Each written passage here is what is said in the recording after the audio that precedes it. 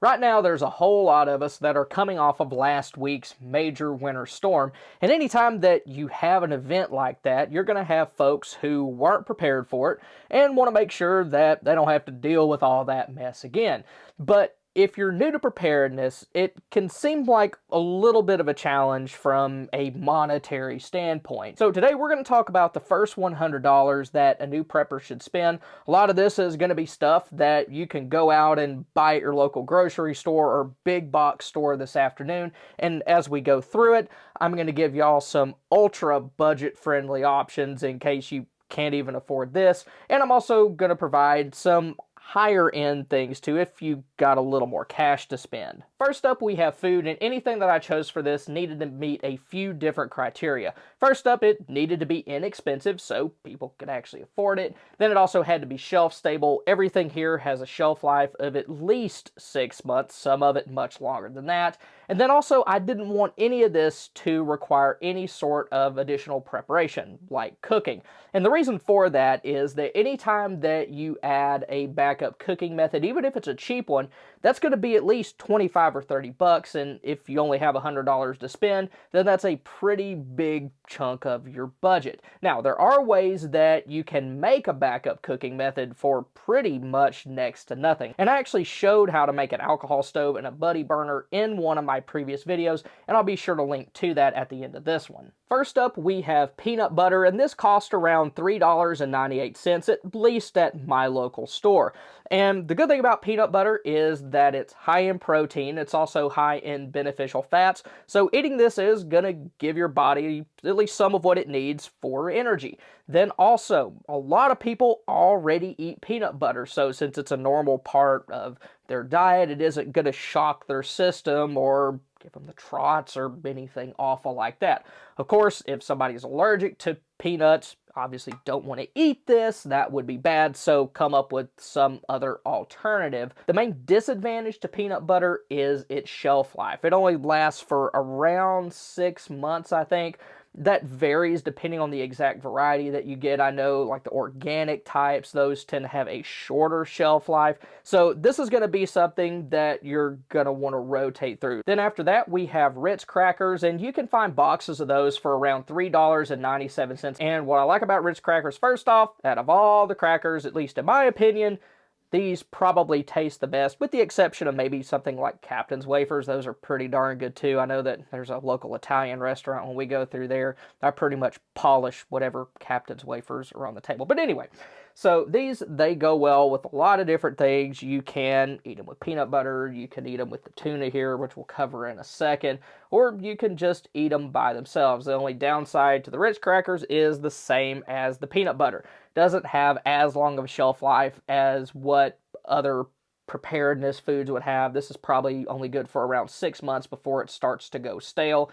That isn't, it stores for 6 months and then it'll make you horribly sick. It's just after 6 months, it probably won't taste as good as it normally would. So like with peanut butter, rotate your stockpile of these also. Next up, we have canned tuna, and you can find a 4-pack of these for around $3.84. Now you notice I only have one can here, and the reason for that is me and my family, we are not the biggest eaters of tuna, but if you do eat this stuff and you're on a budget, then it's going to give your body a very good source of protein. And, a lot of people actually do enjoy eating it. It can be eaten with your Ritz crackers, and it's nice because out of all of the canned meats, while none of them really require cooking in order to be safe to eat, this is probably the most easy of the canned meats to stomach if it hasn't been heated up. Then to round things out in the food category, we have canned fruit, and I got 3 cans of this fruit cocktail for $1.72 each, so that comes to a grand total of $5.16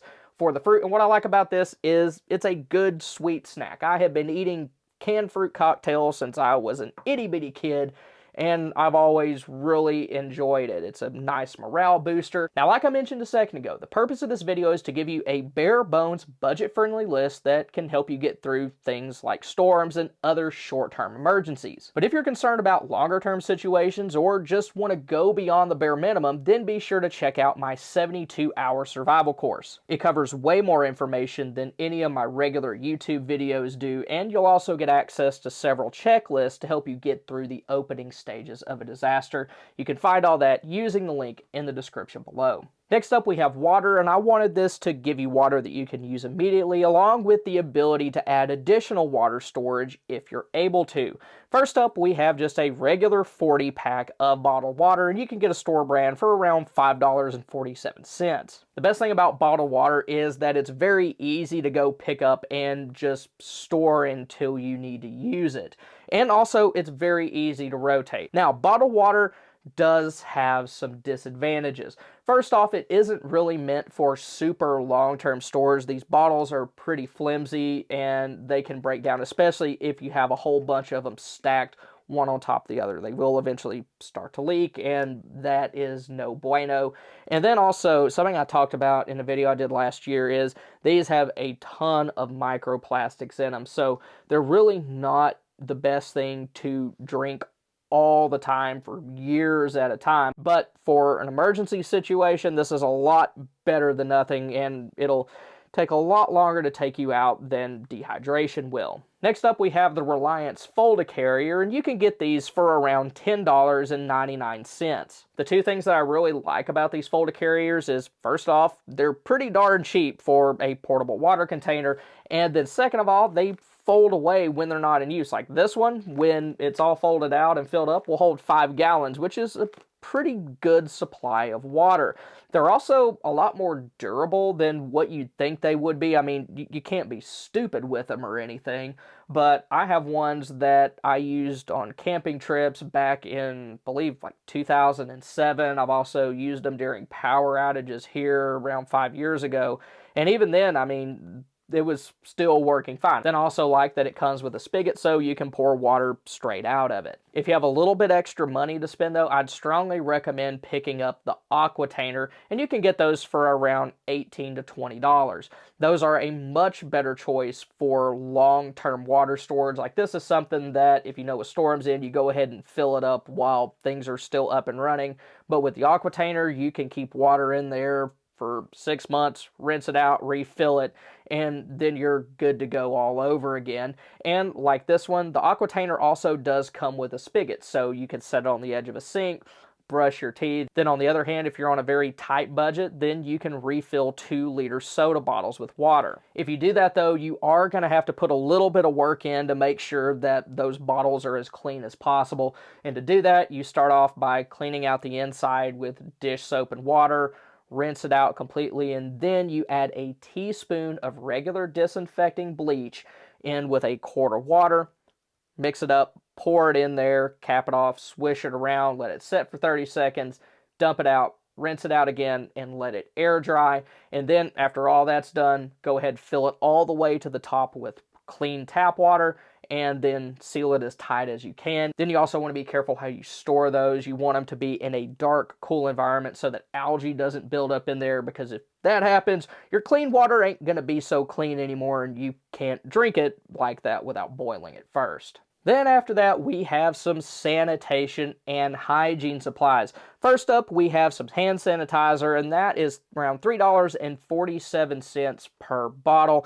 And the good thing about hand sanitizer is that you can use it to clean your hands without having to use any of your water storage. Now, of course, washing your hands with soap and water will get them cleaner than just using hand sanitizer, but this is a whole lot better than nothing, especially if you're in a situation where you're having to ration your water. Then after that, we have toilet paper, specifically a 6-pack of Mega Rolls, and you can get that for around $7.48. And the reason why you want to have toilet paper is pretty stinking obvious. It's used to take care of something that we all do. So go ahead and get a little bit of this now so that when you have a few days where you're snowed in or whatever, you're not going to have to lose your mind because you can't wipe your butt. Then next up, we have a few different tools and supplies. First up, we have the Victorinox Recruit, and this is just a very nice little pocket tool that can do a lot of different things, and you can get it for around $25. It has two blades. It has a longer one and has a shorter one. What I like to do is I'll use the shorter blade for things like opening packages, and it has all the tape gunk on it, and I'll keep the longer one clean and sharp, so in case I need to use it for food prep or anything like that. It also has a bottle opener with a screwdriver tip on it, and it's always good to have a flathead driver. And it also has a can opener. We talked about several canned foods a minute ago, and if you don't have a can opener and your cans have regular tops instead of the pop tops, then that could be a very bad situation. This is a good way to get a can opener with a lot more functionality than just a little hand crank. And these are pretty stinking easy to use. Now, if you already have something like a Swiss Army knife, you already have a Leatherman, multi-tool, anything like that, then a good way to spend about the same amount of money is on a backup cooking method. I'd recommend just getting a cheap dual fuel butane and propane stove. Good thing about those is that you can cook pretty much anything on them that you would on your regular stovetop. You can use them for boiling water, you can use them for browning meat, cooking eggs, whatever you need to do. And since you can boil water, then you can cook other things like dried beans and dried rice. And if you're able to do that, that'll allow you to stockpile a whole lot more food for a lot cheaper than just relying on canned goods alone. Next up, we have backup lighting, and you have a few different options here. If you're wanting to go the EDC route, then you can get something like this little Olight i3T.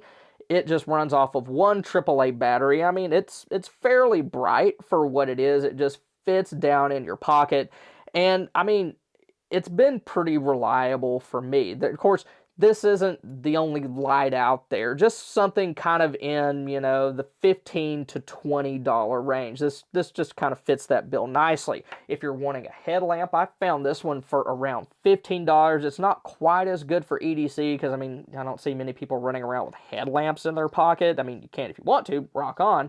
But this would be really good to keep in a backpack. I actually, before I started recording this, I pulled it out of that backpack right there.